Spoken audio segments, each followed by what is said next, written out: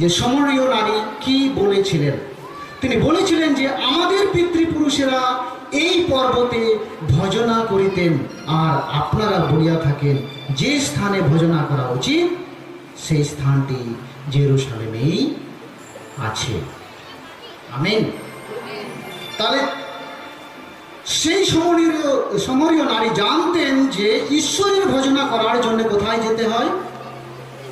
পর্বতে, নির্জন স্থানে, যেখানে জনমানব শূন্য, যেখানে ঈশ্বরের উপস্থিতি, যেখানে মানুষজন নেই, সেইখানে। আর সেই জনমানব স্থানে আমরা প্রার্থনা করার জন্য এসেছি।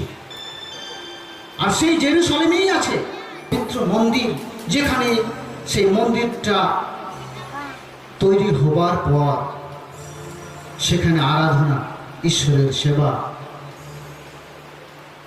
করা হয়। তো আসুন, সেই মন্দিরটা মানুষের গড়া, হাতে পাথর, বালি, সিমেন্ট, সড়কি বিভিন্ন দ্বারা সেটা নির্মিত।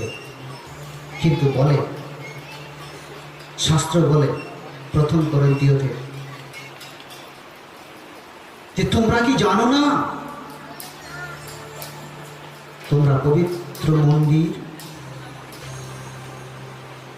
কিন্তু অহস্ত নির্মিত মন্দিরে ঈশ্বরের বাস।